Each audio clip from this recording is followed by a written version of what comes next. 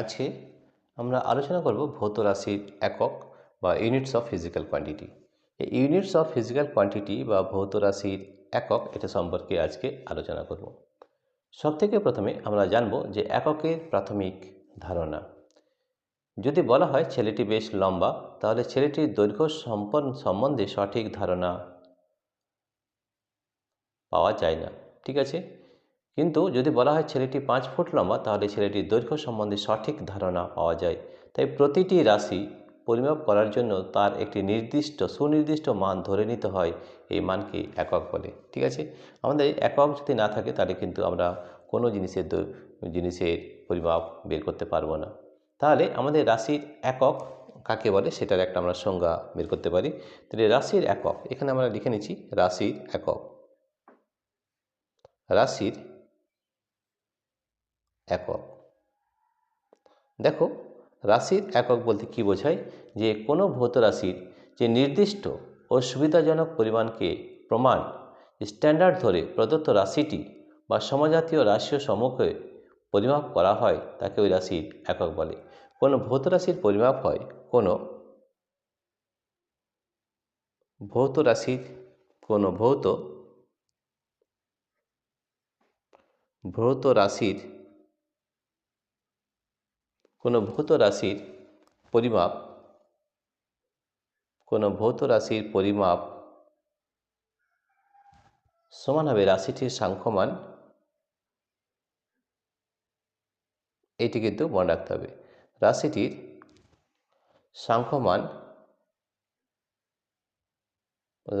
সাংখ্যমান গুণিত ব্যবহৃত একক। এর মানে হচ্ছে আমাদের রাশি যদি একক না থাকে তাহলে কিন্তু তার কোনো অর্থ হয় না। তাহলে ভৌত রাশির আমাদের পরিমাপ করতে হলে দুটো জিনিস দরকার, একটা হচ্ছে রাশিটির সাংখ্যমান আর একটি হচ্ছে ব্যবহৃত একক। যেমন একটা উদাহরণ দিচ্ছি, যেমন আমি বলছি যে একটি ছেলের উচ্চতা হচ্ছে 5 ফুট। তাহলে এখানে কিন্তু দুটো জিনিস রয়েছে। এই যে 5 শব্দটা, এই শব্দটা রাশিটির সংখ্যামালা, আর এই যে ফুট এটা কিন্তু একক। এই দুটোর মধ্যে যে কোনো যদি একটি না থাকে তাহলে কিন্তু আমাদের এই ভৌত রাশি পরিমাপ করা যাবে না। যেমন যদি বলি রাশিটির উচ্চতা 5, তাহলে এর কিন্তু কোনো অর্থ হয় না। কিংবা যদি বলা হয় যে ছেলেটির উচ্চতা ফুট, তাহলেও কিন্তু এর কোনো উত্তর হয় না, এর কোনো অর্থ হয় না। তার আমাদের দুটো জিনিস দরকার, একটা হচ্ছে রাশিটির সাংখ্যমান আর একটা তার একক। তাহলেই কিন্তু আমাদের কোনো ভৌত রাশি একক পরিমাণ বোঝা যায়, ঠিক আছে। যেমন ধর আমি বলি যে একটি স্কেলের দৈর্ঘ্য ধরে নাও 6 ফুট। একটি স্কেলের দৈর্ঘ্য 6 ফুট, তাই 6টা হচ্ছে তার সাংখ্যমান এবং ফুটটা হচ্ছে তার ব্যবহৃত একক। দুটো জিনিস ছাড়া কিন্তু আমরা কোনো যে ভৌত রাশির পরিমাপ কিন্তু করতে পারি না, ঠিক আছে। যেমন একটা এখানে সরলরেখা নিলাম, এ থেকে বি। তাহলে এই যদি দৈর্ঘ্য মাপতে হয়, ধরে নাও আমরা দৈর্ঘ্যটা লিখলাম 5 সেন্টিমিটার।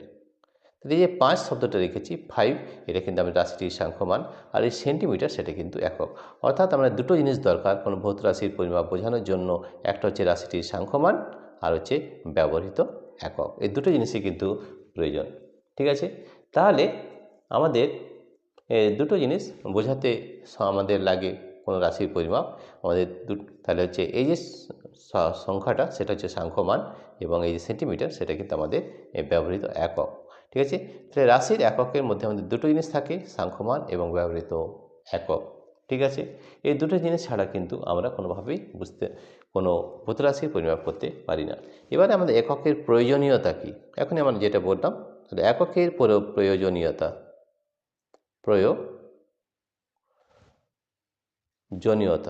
এককের প্রয়োজনীয়তা কি? দেখো, এককের প্রয়োজনীয়তা, একক ছাড়া কোন রাশির পরিমাপ অর্থহীন। আমরা যদি একক না লিখি তাহলে কোন রাশির পরিমাপ কিন্তু অর্থহীন হবে। যদি আমরা বলি এই ছেলেটির উচ্চতা 5, তাহলে এর কোনো অর্থ হয় না। যদি কোনো বলি যে একটি ছেলের উচ্চতা ফুট, তাহলেও কিন্তু কোনো তার অর্থ হবে না। তার মধ্যে কোনো একটা ভৌত রাশির পরিমাপ বোঝাতে হলে দুটো জিনিস দরকার, একটা যে সাংখ্যমান, অর্থাৎ 5 হচ্ছে সাংখ্যমান, 5 ফুট লিখলাম, 5 ফুট, ছেলেটির উচ্চতা 5 ফুট, তাহলে 5 হচ্ছে সাংখ্যমান, আর ফুট যেটা সেটা হচ্ছে আমাদের ব্যবহৃত একক। তাহলে আমাদের দুটো জিনিস দরকার, সাংখ্যমান এবং ব্যবহৃত একক, তাহলে একমাত্র আমরা কোনো একটা ভৌত রাশির পরিমাপ করতে পারি। তাহলে এককের প্রয়োজনীয়তা কি? একক ছাড়া কোন রাশির পরিমাপ অর্থহীন। কেবল রাশির মান দিয়ে কিছু বোঝা যায় না। যেমন কেবলমাত্র 5 বললে বোঝা যায় না, কিন্তু 5 সেন্টিমিটার বললে একটা নির্দিষ্ট দৈর্ঘ্য বোঝায়, হয়তো 5 সেন্টিমিটার, 5 সেন্টিমিটার।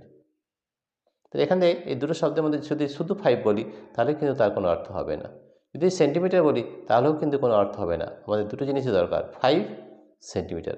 5 হচ্ছে তার সাংখ্যমান আর সেন্টিমিটার তার একক।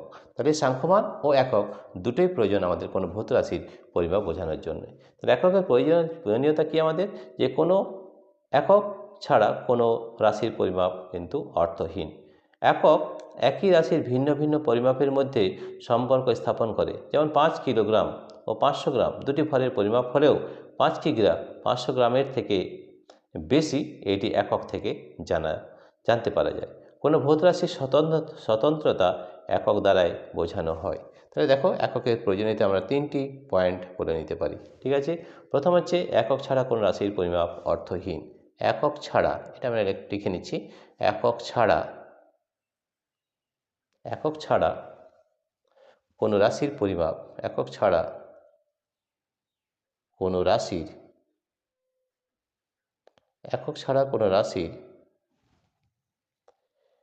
পরিমাপ, কোনো রাশির পরিমাপ অর্থহীন। এটা কিন্তু আমাদের মনে রাখতে হবে। তাহলে একক ছাড়া কোনো রাশির পরিমাপ অর্থহীন। 1 নম্বর, আমরা 3টে পয়েন্ট লিখতে পারি যে আমাদের এককের কী কী প্রয়োজনীয়তা রয়েছে। এছাড়াও আমাদের কোনো ভৌত রাশির স্বতন্ত্রতা একক দ্বারাই বোঝানো হয়। কোনো ভৌত রাশির 2 নম্বর পয়েন্ট হচ্ছে কোনো ভৌত রাশির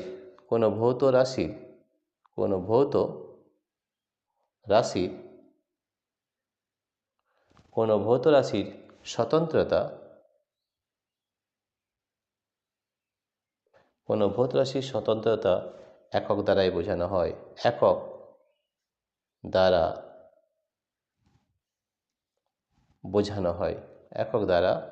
বোঝানো হয়। ঠিক আছে, তাহলে এই দুটি পয়েন্ট কিন্তু আমাদের মনে রাখতে। প্রথম হচ্ছে একক ছাড়া কোনো রাশির পরিমাপ অর্থহীন, আর কোনো ভৌত রাশির স্বতন্ত্রতা একক দ্বারাই বোঝানো হয়। আর 3 নম্বর পয়েন্ট যদি আমরা লিখতে চাই, তাহলে 3 নম্বর পয়েন্টে আমরা লিখতে পারি যে একক একই রাশির ভিন্ন ভিন্ন পরিমাপের মধ্যে সম্পর্ক স্থাপন করে। একক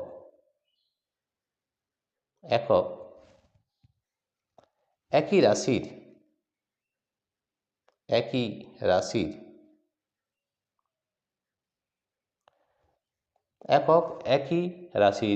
ভিন্ন ভিন্ন পরিমাপের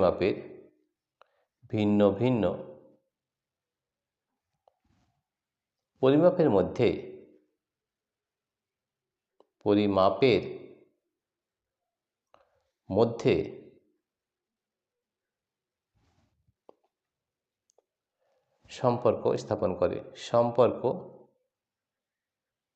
স্থাপন করে। তাহলে 3টি পয়েন্ট কিন্তু আমাদের মনে রাখতে হবে যে আমাদের এককের প্রয়োজনীয়তা কি। একক ছাড়া কোনো রাশির পরিমাপ অর্থহীন, 1 নম্বর। 2 নম্বর হচ্ছে কোনো ভৌত রাশির স্বতন্ত্রতা একক দ্বারা বোঝানো হয়। আর 3 নম্বর হচ্ছে একক একই রাশির ভিন্ন ভিন্ন পরিমাপের মধ্যে সম্পর্ক স্থাপন করে। যেমন ধরো, আমাদের যদি 5 কেজি, 5 কিলোগ্রাম, 500 গ্রাম, ঠিক আছে, তো এখান থেকে আমরা বুঝতে পারি যে 5 কিগ্রা 500 গ্রামের থেকে বেশি হবে। ঠিক আছে, তাহলে এই ভিন্ন ভিন্ন পরিমাপের মধ্যে সম্পর্ক স্থাপন আমরা করতে পারি। ঠিক আছে, তো এই জিনিসগুলো আমাদের মনে রাখতে হবে যে এককের প্রয়োজন কী কেন রয়েছে। একক ছাড়া কোনো রাশির পরিমাপ অর্থহীন, কোনো ভৌত রাশির স্বতন্ত্রতা একক দ্বারা বোঝানো হয়, আর কোনো একক একই রাশির ভিন্ন ভিন্ন পরিমাপের মধ্যে সম্পর্ক স্থাপন করে। এটা কিন্তু আমাদের মনে রাখতে হবে। এছাড়াও কোনো ভৌত রাশির পরিমাপের জন্য যে একক পছন্দ করা হয় তার নিম্নলিখিত বৈশিষ্ট্যগুলি থাকা প্রয়োজন। 1 নম্বর, এককটি সুস্পষ্ট এবং নির্দিষ্ট হওয়া বাঞ্ছনীয়। এটাও কিন্তু আমাদের মনে রাখতে হবে। কি এককটি সুস্পষ্ট হতে হবে এবং নির্দিষ্ট হওয়া বাঞ্ছনীয়। যে রাশিটির পরিমাপ করা হচ্ছে তার তুলনায় এককটি খুব ছোট বা খুব বড় হওয়া উচিত নয়। স্থান ও কালের সঙ্গে এককের কোনো পরিবর্তন হওয়া উচিত নয়। আমাদের যদি কোনো একটা মাপ হয়, যেমন একটা স্কেল, আমাদের কথা হয় স্কেল বা আমাদের ফিতা মাপ, সেটা কিন্তু সব জায়গায় কিন্তু একই হতে হবে। অর্থাৎ স্থান ও কালের সঙ্গে এককের কোনো পরিবর্তন হওয়া উচিত নয়। কারণ হচ্ছে, যেমন ধরো আমাদের ধরো 1 মিটার বললাম, 1 মিটার, এই 1 মিটারটা এমন হতে হবে যে এটা যে কোনো দেশের 1 মিটার এতটাই লম্বা হবে। ঠিক আছে, 1 মিটার একটা নির্দিষ্ট কিন্তু তার দৈর্ঘ্য থাকবে। ঠিক আছে, এবং সেইটা সব দেশে কিন্তু একই হবে, এর কোনো পরিবর্তন হবে না। অর্থাৎ অন্যান্য দেশেও এবং কাল সময়ের পরিবর্তন হলেও কিন্তু এটার কিন্তু কোনো পরিবর্তন হবে না। ঠিক আছে, তাহলে কোনো ভূতরাশি পরিমাপের জন্য যে একক পছন্দ করা হয় তার নিম্নলিখিত বৈশিষ্ট্যগুলো থাকা প্রয়োজন। 1 নম্বর হচ্ছে এককটি সুস্পষ্ট হতে হবে এবং নির্দিষ্ট হতে হবে। যে রাশিটির পরিমাপ করা হচ্ছে তার তুলনায় এককটি খুব ছোট বা খুব বড় হওয়া উচিত নয়। স্থান ও কালের সঙ্গে এককের কোনো পরিবর্তন হওয়া উচিত নয়। ঠিক আছে, এরপরে আমরা এককের প্রতীক লেখার কয়েকটি আন্তর্জাতিক নিয়ম ও তার ব্যবহারিক উদাহরণ আমরা এখানে দেখব। তো এটা আমরা বই থেকে দেখে নেব যে আমাদের কি কি রয়েছে সেটা কিন্তু আমরা জানবো। ঠিক আছে, তাহলে আন্তর্জাতিক নিয়ম ও ব্যবহারিক একক, এটা আমরা বই থেকে আমরা জেনে নিচ্ছি যে আমাদের এর মধ্যে কি কি পার্থক্য রয়েছে। আন্তর্জাতিক নিয়ম ও ব্যবহারিক উদাহরণ। ঠিক আছে, দেখো, আন্তর্জাতিক নিয়মের মধ্যে পড়ছে প্রতীকের মাঝে বা পরে ডট চিহ্ন দেওয়া যাবে না। এগুলো কিন্তু মনে রাখতে হবে। তাহলে প্রথমে হচ্ছে প্রতীকের মাঝে বা পরে ডট চিহ্ন দেওয়া যাবে না, এটা হচ্ছে আন্তর্জাতিক নিয়ম। ব্যবহারিক উদাহরণ যেমন কিলোমিটার, কে ডট এম নয় বা কে এম ডট নয়, এখানে কিন্তু ডট চিহ্ন দেওয়া যাবে না। বহুবচনে এককের প্রতীক বদলায় না এবং বহুবচন বোঝাতে এস বা ইএস যোগ করা যাবে না। যেমন 5 কেজি, 5 কেজিএস নয়, কিন্তু 150 গ্রাম, 150 গ্রাম জিএস কিন্তু লেখা যাবে না। বিজ্ঞানীদের নামানুসারে পাওয়া এককগুলির প্রতীককে প্রথম অক্ষরটি হবে বড় হরফে, কিংবা যদি এককটি পুরো কথায় লেখা হয় তবে পুরোটা ছোট হরফে লিখতে হবে। অন্য প্রতীকের শুধু ছোট হরফে ব্যবহৃত হবে। যেমন নিউটন বা ক্যাপিটাল এন লিখতে পারি, অ্যাম্পিয়ার ক্যাপিটাল, কেলভিন ক্যাপিটাল কে, কিংবা আমরা লিখতে পারি নিউটন ছোট হরফে লিখতে হবে, কেলভিন ছোট হরফে লিখতে হবে। সেকেন্ড, ঠিক আছে, এস, মিটার এম, এগুলো কিন্তু আমাদের নিয়ম। ঠিক আছে, এককের প্রতীকগুলি ছাপাতে হবে সোজা রোমান হরফে, বাঁকানো হরফে নয় কিন্তু। মিটার এইভাবে কিন্তু আমাদের ইটালিক্সে কিন্তু লেখা যাবে না। ঠিক আছে, মিটার। ঠিক আছে, দুটি এককের প্রতীকের গুণ বোঝাতে দুটির মাঝে একটি ফাঁক বা ডট বা ড্যাশ চিহ্ন ব্যবহৃত হয়। যেমন নিউটন মিটার। ঠিক আছে, নিউটন ডট মিটার বা এন ডট এম। ঠিক আছে, তাহলে ডট ব্যবহৃত হয়, এটা আমাদের কিন্তু ব্যবহার করা যায়। শুধু আমরা নিউটন মিটার লিখতে পারি বা নিউটন ডট এম লিখতে পারি বা নিউটন ড্যাশ মিটারও লিখতে পারি। ঠিক আছে, এছাড়াও একাধিক এককের প্রতীক দিয়ে ভাগ বোঝাতে বার, এই যে হাইফেন না, এটাকে আমরা স্ল্যাশ রেখা ব্যবহৃত হতে পারে। যেমন হচ্ছে joule per metre square second বা জুল m⁻², s⁻², কিন্তু joule per metre square per second বা joule per metre square second নয়। কিন্তু আমাদের কীভাবে লিখতে হবে? এইভাবে, joule per metre square second বা জুল m⁻², s⁻², এইভাবে কিন্তু লিখতে হবে, কিন্তু এইভাবে কিন্তু লেখা যাবে না। ঠিক আছে, ঠিক আছে, আর কি, তাপমাত্রা কেলভিন এককের প্রতীকে ডিগ্রি চিহ্ন ব্যবহার করা যাবে না। আমরা তাপমাত্রা যে 300 কেলভিন, এটা কিন্তু আমরা ডিগ্রি কেলভিন এখানে কিন্তু লেখাটা ভুল, শুধু লিখতে হবে 300 কেলভিন। ঠিক আছে।